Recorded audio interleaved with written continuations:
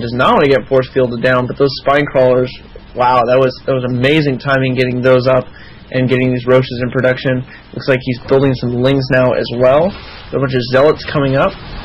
And some force fields go down. This engagement. These spine crawlers are not taking any damage, and they're going to do so much to these zealots.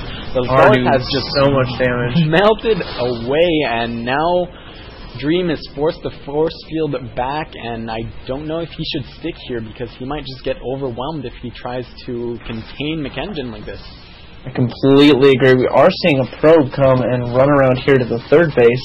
Whether we're going to see a pylon or whether we're just going to see it looks like we are probably going to see a little bit of a proxy pylon go down here so he can harass the third once it goes up. That's a great strategic move as well, but McKengen might just go for a counterattack off this.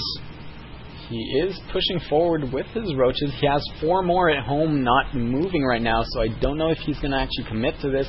He is building his third base right now, so I think he's just going to try and pressure. Maybe get 1 or 2 shots off at these warp gates, but with all these sentries up here, I don't think anything's really going to happen. You know, we will have to see. Yeah, I mean, he's pulling back, and we do have looks like a robotics has just finished up. We got an observer on the way, +1 attack as well. But here he goes, going to poke up with just 1 roach, see what's up. Goes, oh hey, there's a whole bunch of units there. Sentries though, he's actually going to keep poking up with a single roach, and there you go. Forcing 2 force fields for Roach. Probably not the best trade for 4Kings Dream to do at that point. But that third about to finish for McKengen. So pretty soon his economy is going to explode. He's making 8 drones right now in preparation to saturate that base. Look, he's already sending them over there. But that probe is still there, still very dangerous. I don't think that McKengen actually knows about this, and this could, warping in 5 zealots here could do so much damage once this hatchery is done. Absolutely, it could do so much damage. Look, as the hatchery's done, the queen is there, and yeah, I mean, if we see a warp in, you know, that could be absolutely huge. Does he know about it, though? Tense. I don't think he actually saw that probe. He does not know about it. The probe does not know that the third is there, so the probe might be assuming that there is a 2-base all-in coming, but of course, if we look at the observer's vision, the observer saw tons of drones streaming toward the third, so he's probably got to know at this point. It just depends if he was paying attention. Absolutely. Alright, so Pathogen Glance just finished. We should be seeing a couple of infestors popping out soon enough. So we've got 3 on the way. And you know what? Look at this. McKengen throwing down a spore and a spine at that third expansion. You know, late game DT has probably been one of the hardest things for Zergs to deal with, just, kind of universally. And this type of play out of McKengen shows, how he has thought through this and is not going to forget anything. He is crossing all of his T's and dotting his I's. I love this play. The default spine and spore crawler at every expansion in the late game can save you so much hassle. Here we go. It looks like we do have a move out from the Protoss base. Whether this is going to be to take a third or whether it's going to be for a push, I'm not sure yet, but +1 immortal in there, as well as like he's gearing for a third. He did plant down those 2 pylons. It still might be just something weird that he's trying to feign his opponent. Look at this, a little bit of and gets engagement here coming down, and just goes ahead and burrows underneath. That's a lot of force fields wasted. And those roaches are going to make it out pretty much just going fine. Back for more right now, and that Colossus. If he captures that Colossus, that could be huge. He does not. He gets force fielded back once again, losing 2 roaches there total, I think. Well, look at this, a little flank from the other side with some other roaches. Didn't do a whole ton of damage, but he really wants that's a little bit unnerving. He really just wants to cancel this Nexus. Then will he get it so close? He will get the cancel. Wow, look at that. But losing a lot of roaches there. He did lose the roaches, but the cancel on the Nexus is pretty huge. That's the kind of thing that, could force your Protoss opponent into all-in territory. But we will have to see. I mean, supplies right now, we have a huge differential, 40 supply lead, but oh, look at this. This probe has to know, throwing down a pylon. Look at this. Finally he gets spotted. Wait a minute. You're not allowed to do that. I'm going to bring a roach up here and take care of you. And what's so dangerous with these trades, when he actually sacrificed his roaches to kill that expansion, most people do this and send their entire army there. It gets wiped out, and then the Protoss can just move out, and there's nothing back there. But here we go, though. Mackenzie actually had a lot of backup there, and now he is going to be ready to actually take this on. But hold on, we've got some zealots warped in, from these pylons that are finishing up, because pylons finish so fast. And some roaches caught out of position in the middle here are going to get killed for free by that Protoss Death Ball. And that is actually a very scary force that he's got. A lot of Colossus, a lot of well-upgraded, a lot of things. But, oh, look at this flank from the back. We've got nice fungals on everything. Fungals going down, and I think this is going to get cleaned up by this massive roach force. This is what the Swarm is about. And Dream is running for his life, but these Zealots are completely decimating this 4th base for Mackenzie in the meantime. I think it's the first time I actually see the roaches with heal spikes on their back. Oh, looks like they have diamonds. Well, when your roaches can move all burrowed, maybe that's the same as having diamonds. Yeah, maybe they need diamonds to be able to do that. That's the Zerg tech. Finally, that little force at the 4th base has been dealt with, but that pylon is still there. He knows the pylon's there, too. That's the thing I just forgot about. There we go. One roach is finally shooting at it. That 3rd base for 4K Dream has just gone down, and Mackenzie is just looking great right now.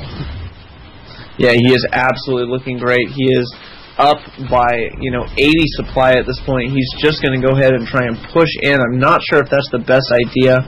No, just containing the Protoss right now could be all he needs to do. Absolutely, and I love this Overlord speed plus creep spread that he's got his Overlords doing. The pylon at his 4th finally goes down. He did not lose the 4th base, lost a queen there. Did not lose the 4th though, so he will be able to saturate inside the main. Pretty quickly. Ooh. I actually really like that move. And he's going to keep a small force at the natural, just pressuring the natural expansion. And there we go. A lot of roaches inside the main. And, Dream is just so out of position right now. His forces are way outside. He has to go around and back. And meanwhile, a lot of pylons are going down. That is so much damage being dealt. But, Mackenzie has to be careful. He should actually back out right now with the roaches. Doing free damage like this and just pushing back, pulling back is not a bad idea. Absolutely not, but no, it looks like he's probably, a lot of these roaches out of position, not being microed very well. Going to lose a lot of them. Is he pushing up at the natural as well at the same time, though? Yes, he is. There are 5 Colossus out on the field, though. I think he's just going to try and do what Zerg does best and swarm his opponent. Right now, he has so much money in the bank. He can just gather up a couple roaches right next to Dream's expansion and just push in once again, time and time again. Dream is so starved right now. He has 300 minerals, 250 gas, and is barely mining from his expansion. Look at that, pulling all the probes out too. Yeah, these are the moves of desperation. No, he's actually not pulling them out. He's just going to do some long distance mining. Okay. We've got roaches everywhere. Looks like he's going to be dropping some roaches right on top of those Colossus. A great move. That's something I haven't seen in a while. Colossus are going to try and go on the high ground, but with all these Overlords spotting, once that last Colossus goes down, I think that there's the GG. There's the GG. So it looks like Mackenzie pulls it together for the last 2 games, hit his stride, hit that macro stride, which Zergs are so known for, and was able to overpower Dream, taking the series 2-1. And it is now 1-0 for xSix. I'm going to be back real fast. I need a bathroom break. Absolutely. So entertain these people. I absolutely will. We will... it'll be really interesting to see as we dive into the next games. I know you can't see anything on my screen, but of course I I had a great time casting those games. If we look at some of the stats for those, McKinnon was up at 113 workers produced total. I think at his peak in the game, he had about 80. And he was just, absolutely a beast with getting those drones out and knowing the perfect timings to make those units, those 2 spine crawlers, and then the follow-up of those roaches held off that 5-gate aggression in a beautiful fashion and allowed him to put pressure back on his opponent while taking his third. So I'm going to go ahead and check and see. Let's take it back. looks like Buddha is back. And we might be jumping into the next match shortly. Now, Gwyn, I hope you treated viewers with dignity and respect while I was gone. Not at all. I told them all to leave. Okay. I'm going to get a lot of angry emails tomorrow.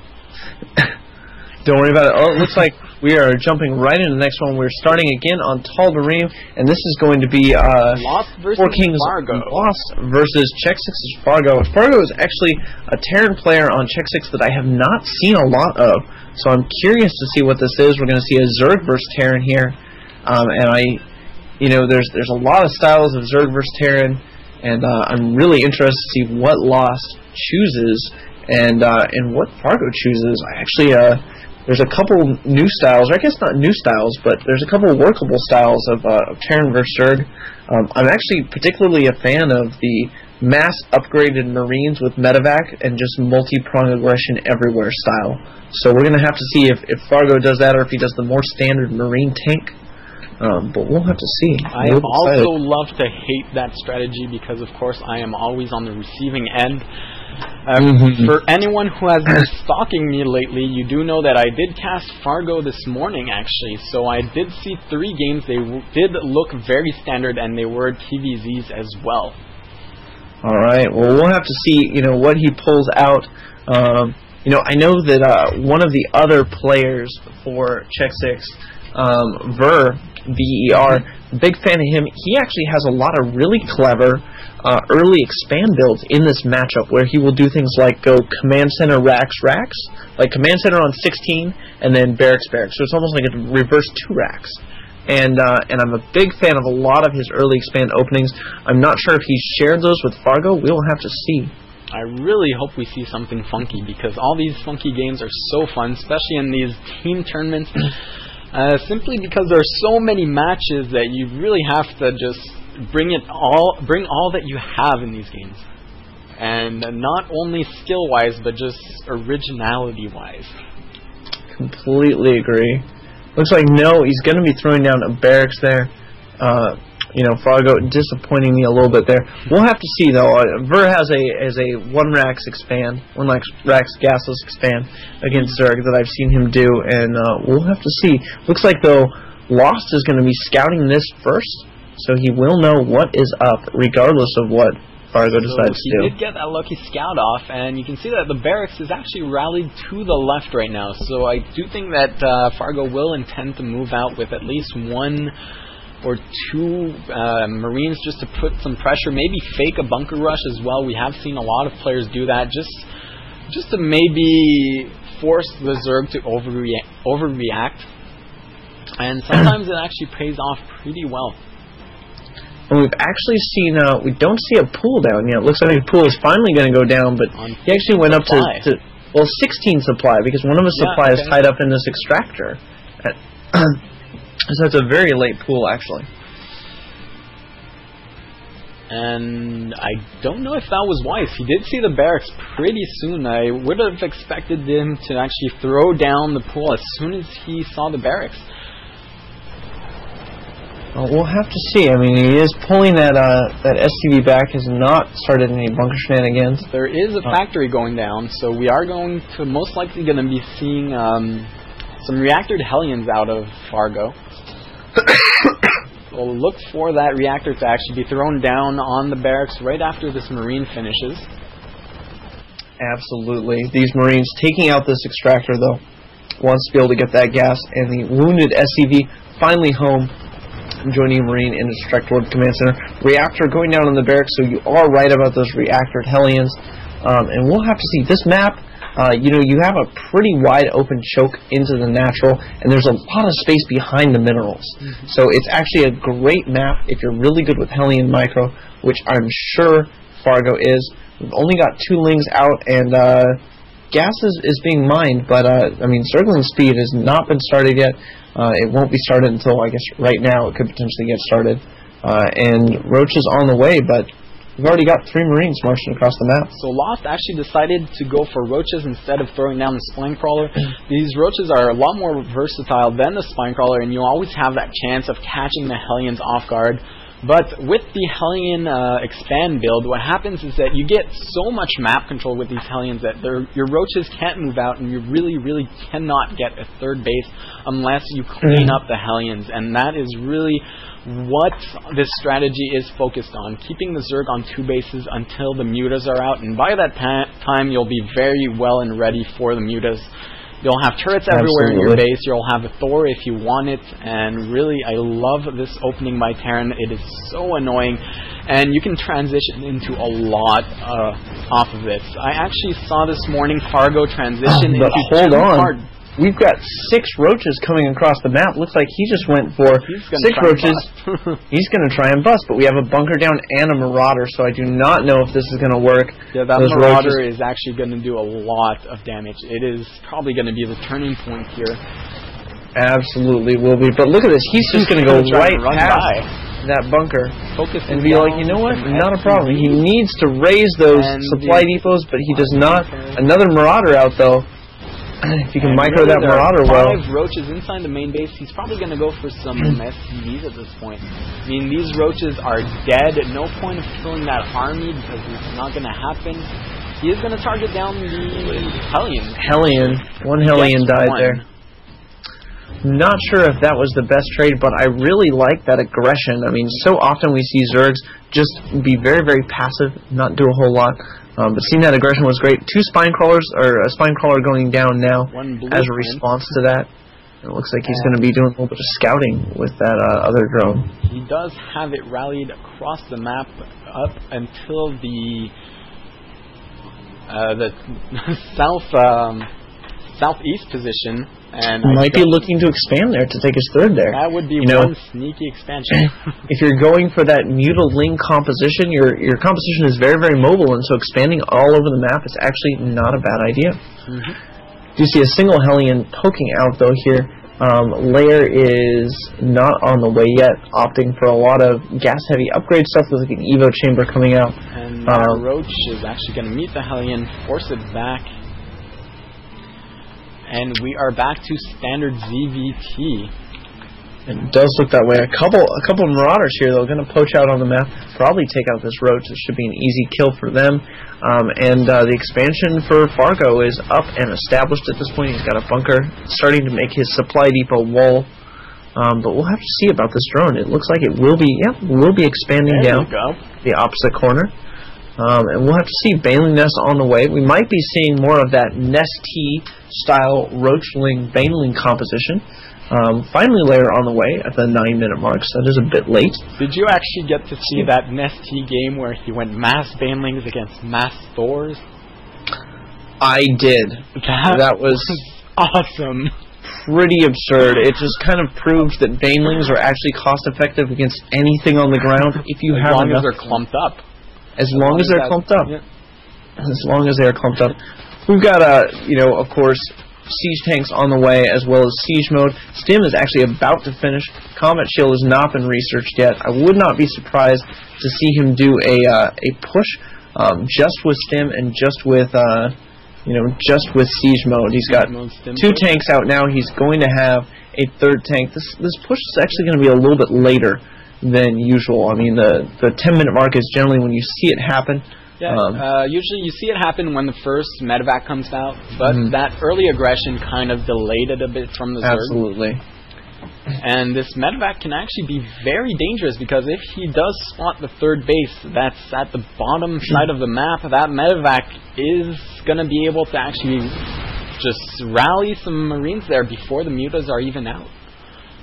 And it looks like Baneling speed will be done at the time of this attack, but remember, in these positions, it is so easy to siege this low ground here, and the Spine Crawler is going to try and go down, but the Medevac, of course, is going to give sight of it, and it's going to die really quickly. It looks like some Lings are going for a counterattack here, but the supply depot wall is finished, and there is still one bunker. I don't know if he's going to be able to bust through this.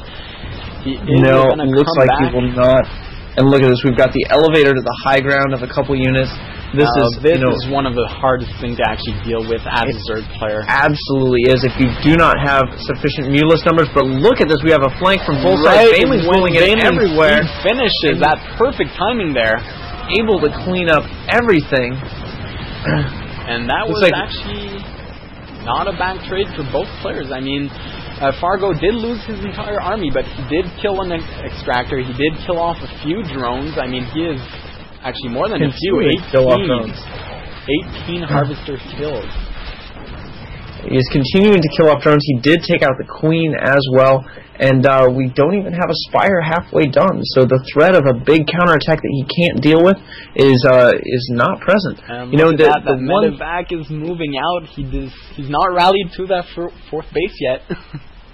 The one thing that I will say about this play is that Fargo did lose his tanks, and that is one of the things that in ZVT you really want to avoid doing. You don't want to lose those tanks, because of course losing the tanks means that you cannot do another push as quickly. Correct. You lose your position as well. He does have combat shield up now. It looks like he's getting +1 attack and building a third command center. So I'm so glad that this is not going to be an all-in play of any type, that we are seeing a long-term play. But really, at this point, we have to look at the numbers, okay? There are 47 harvesters for the Zerg player and 52 for the Terran. Oh, wow. And supply-wise, the Terran player is actually 20 supply ahead. So that does not spell... That spells disaster for a Zerg. Yeah, it really does. And if we look at Terran's infrastructure, he's throwing down reactors on both these new barracks, so he's about to go into overdrive. He's going to be able to produce 2 medevacs at a time. Starting to mine out in his main, though, so he really needs to get that third up. But look at this, we've got a drop happening at the far side of the map.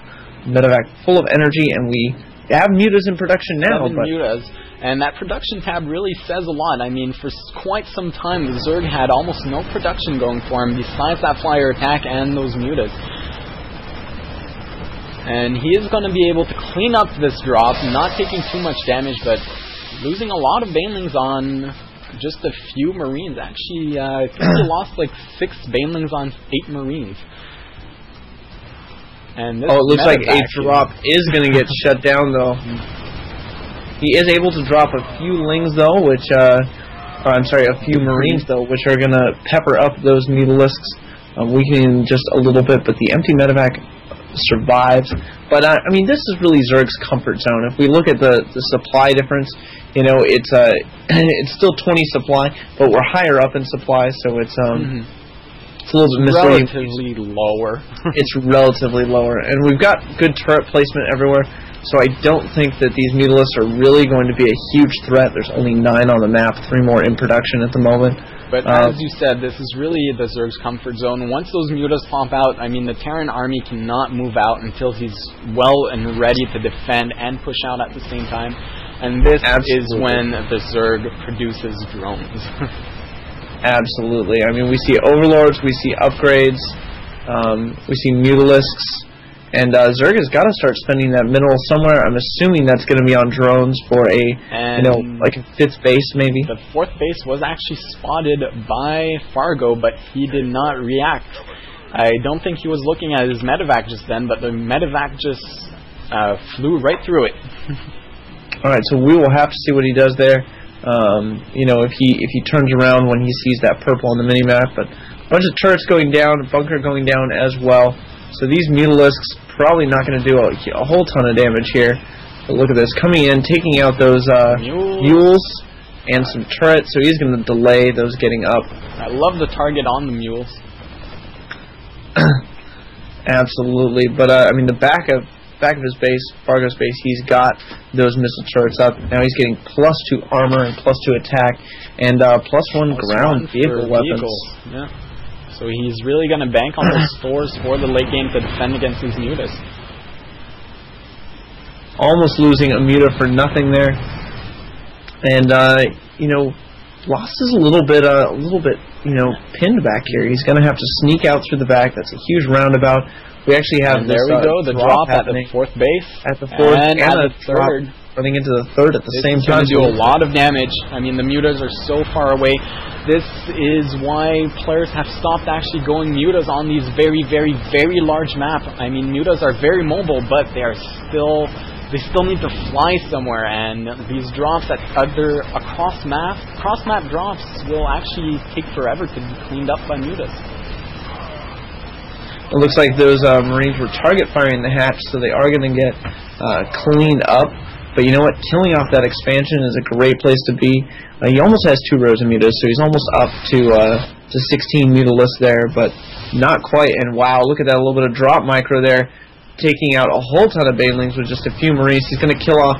Is this a 4th queen now for these 2 drops, I believe? I have not been counting, but I know it was at killed off. 3 queens in the hatchery.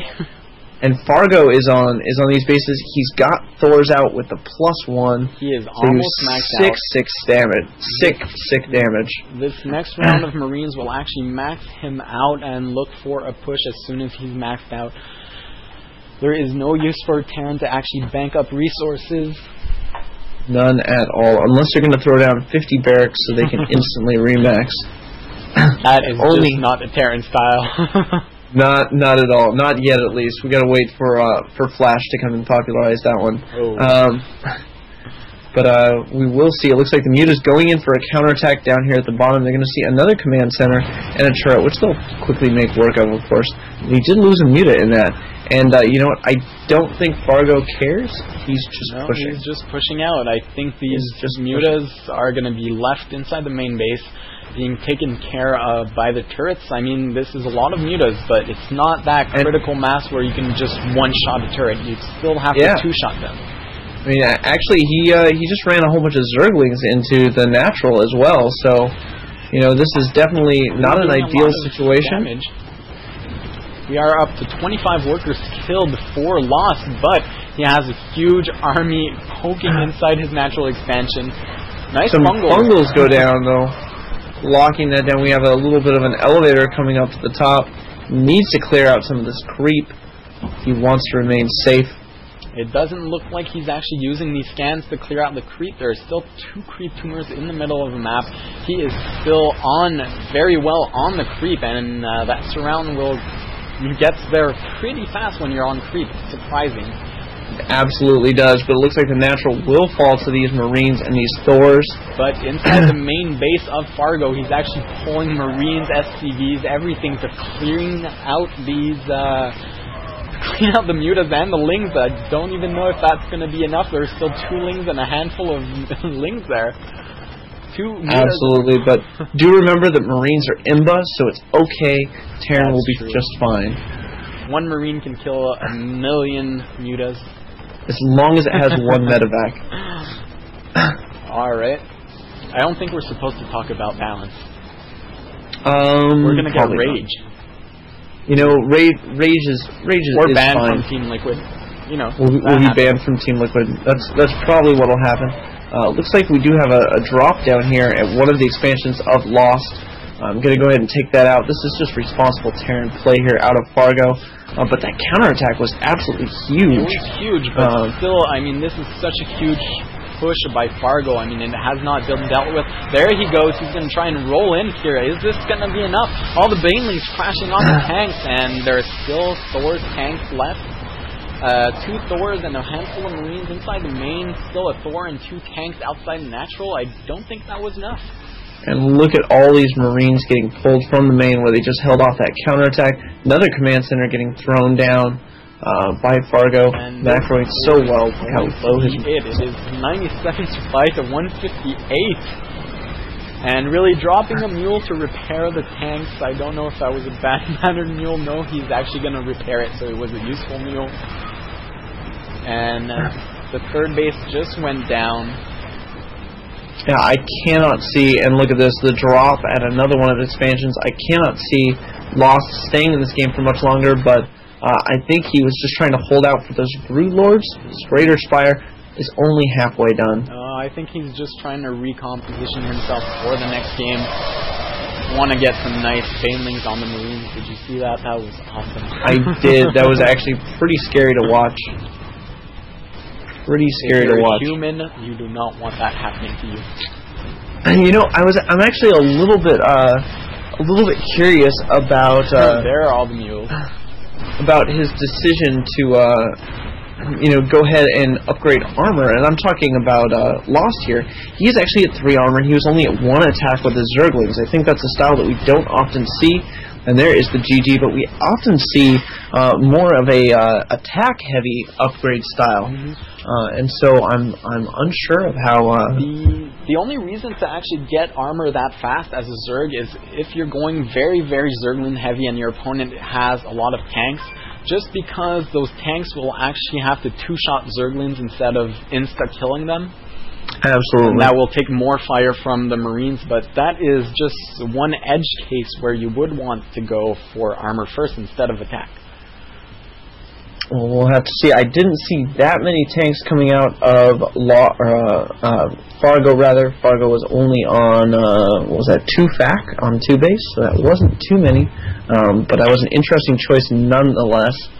It's always interesting to see players experiment around with those different combinations of attack and armor upgrades. But I do agree that when tanks get +1, they start one-shotting Zerglings, and I am very sad.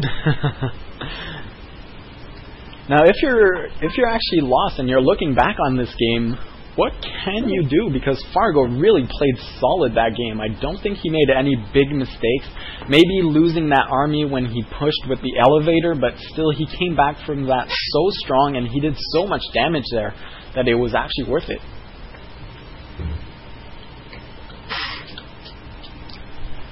So it looks like Fargo has actually vetoed Terminus. Looking at the chat here, we are going into Metalopolis, the MLG version.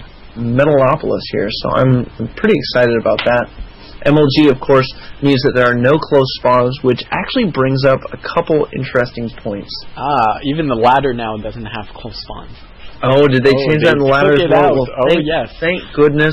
Thank goodness that they finally made that change. It was needed from day one, and yeah, I mean, Metalopolis was always one of those, let's roll the dice. 33% of the time, I'm going to be in a lot of trouble. I actually enjoyed close spawns because it gave me an excuse to bust the Terran. It's like, oh, close spawn, I'll bust. Just going to go mass banelings all day long. Yeah, that was back when Hellions were not popular. Alright, and we are jumping into another Zerg vs. Terran here. We're going to have to see where these guys spawn. But the interesting thing to me about no close spawns in this map is it means that your opponent is always going to spawn on the other side of the map, and they're never going to check the middle section between the 2 bases on their side, which makes it a perfect place to proxy something. And so we've seen proxy 2 gates, we've seen proxy 2 Raxes, we've seen proxy Marauder rushes against Protoss out of Terran, and so I'm always intrigued by a 4-player map that has fixed spawns, because it does give that leeway. And especially on this map with the really wide open expansion, if you do go for that hatch first with a proxy, you are dead. It is basically a build order loss. There is really nothing you can do there. Yeah, it's not like trying to go 15 hatch against a 6 pool and canceling the hatch. It does not work. You will lose. Marines are way too good against slow Zerglings when they're microed properly. But we'll have to see. It looks like 4 loss. Going up to 13 drones here, probably going to be going to 15 and throwing down that hatch first. Although on this map with the wide open natural, he might opt for a pool first or a gas pool build. Fargo opting again not to go for command center first, making me sad. You know, the one thing I love about Ver's build, Ver, of course, another xSix player, is that when he goes for that command center first, he builds at the top of his ramp, just like you would a barracks.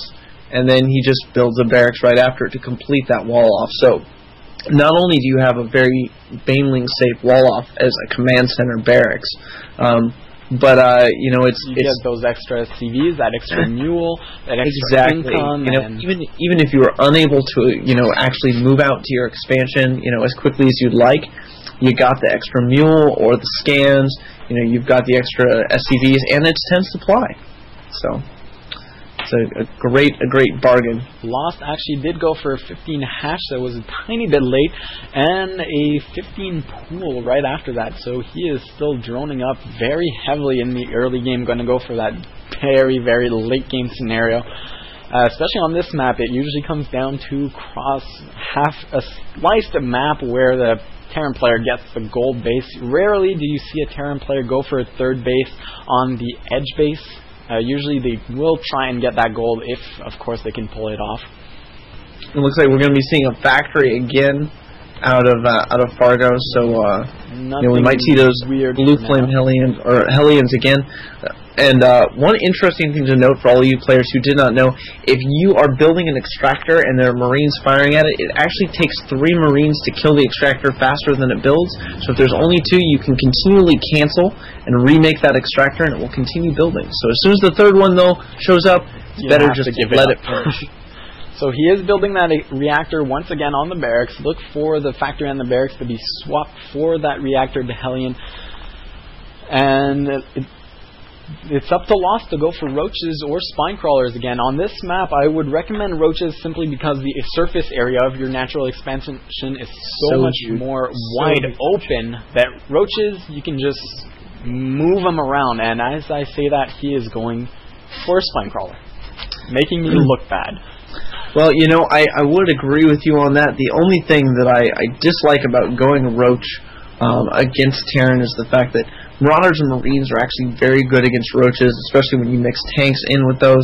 And then they cost gas. And, you know, gas is such a precious resource in this matchup. You need it for Banelings, you need it for Infestors, you need it for Mutalisks. And almighty Mutalisks. The almighty Mutalisks. And so it's a very difficult situation. I would argue that probably the best way to deal with Hellions on a wide open natural as this is 1 or 2 well-placed spines, and then an extra queen or 2. I mean, those extra queens can buffer a lot of damage, keep Hellions from running up that ramp, and let the spines do the majority of the damage to them. And the queens, of course, very useful later in the game with Mondo creep spread doing transfuses against drops. But ooh, look at this! You know, I see a very fast starport and a Roach Warren by Lost.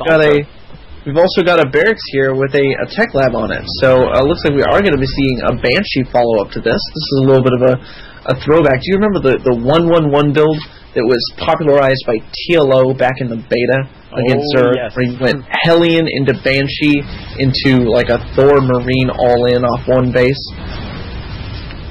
Oh, I remember that. It was kind of scary, and people really did not know what to do with that. Absolutely not. It was like you were so battered, and then you finally got Mutalisks out, and they already had a Thor, and you were like, well, that's a problem. That was actually 4 Hellions dead against 6 drones. Kind of an even trade, although the Terran does sacrifice his whole map control, not keeping those Hellions alive. Absolutely. I don't think I would agree with that being a good deal there. But look at this. Lost being so responsible about blocking off space with buildings. Little does he know that Evo chamber. A cloaked Banshee is going to be on its way shortly. And it looks like we're going to have a tank follow-up. But we do have 2 command centers in base here. And a lot of barracks being thrown down. 2 more barracks in addition to that initial one. 1 factory producing exclusively tanks after this, I would imagine, because it has been swapped with a tech lab, and more Banshees coming out from the starport. This is going to be one weird mix to deal with. I mean, you need such a wide variety of units as a Zerg to deal with all of this wide variety of units by the Terran. It is kind of hard to keep your balance in your army. But look at this. You know, either our player over here, Lost, is map hacking, or he is just really, really good, but he has already got Spore Crawlers up to defend against these Cloaked Banshees. They're not everywhere, so the Cloaked Banshees will be able to do some damage, but they will not be able to do game-ending damage, I do not feel. At least they will be revealed for the Queens to actually hit them, because remember, the Spore Crawler does see further than it shoots. Absolutely. And here they come. They can take down that Baneling nest if they decide to. They are going to target a few drones. One Banshee does have 1 kill. They just cloaked. Gonna target down the Queen. Queen should really back up a bit. He needs to be careful. Those Banshees losing one of them now. And that Overseer going to pop soon. He's going to go ahead and pull on back. But yeah, I'm curious as to if he had seen that building. No, he saw. He'd not seen that. So that somehow he knew that was coming. Probably a tell somewhere in the build order. Maybe but now we've dumped right. Fargo a lot. Maybe, but we've dumped back into that same Marine tank, getting a reactor on that starport now. You know what? Maybe he's a fan of Buddha and he saw my games from this morning. I doubt that happened, but maybe. Maybe it looks like we do, though, have a Banshee poking up here at the third. And that slow Queen is walking, gonna try and kill it, but one Banshee against one Queen, second Queen following it up. Not gonna do much. This Banshee is gonna get pushed back with the third base going up. Meanwhile, the Terran is also starting his third base, gonna gear it for that. I really hope he goes for the gold base, especially since he has map control right now. There is a Spire just finishing now, but he's going to have a lot of Marines, a lot of spare minerals to actually throw down, a lot of turrets everywhere. We do have 10 mutalisks on the way, though, as well as Baneling speeds. These mutas could potentially do a lot of damage. Looks like they are already rallied over to the back of the Terran base. And there are no turrets up. And so the Terran is actually pushing out. He's not going to have anything inside his main base, and I'm surprised. And he doesn't even have an eBay. No, I'm surprised he didn't throw down that eBay and turret, because, I mean, Banshees are so gas heavy, you'd think that all those spare minerals could go for precisely Mutas. Muta's doing a lot of damage. It is now 700 killed. A phenomenal amount of damage. He does have Marines that he's pulled back, should be able to help repel these, but that is not very many Marines. If he just kills all those, I do not know what Lost, or what Fargo rather, is going to be able to do about this. He's losing more and more SCVs. This is a terrible situation. And oh my goodness, a Ling lost his third base. There's a Ling counterattack in the natural as well. Fargo is losing everything. Fargo is actually down 13 harvesters. Not that big of a deal, considering he just killed the entire expansion of Lost. I mean, now it is 2 bases versus 2 bases, but these mutas are still doing so much damage inside the main base, so it looks like we are going into some kind of weird base race situation. Nice Baneling hits on the main army, but there are still tanks, Marines, and Banshees left. And there he goes, wrapped by xSix Fargo.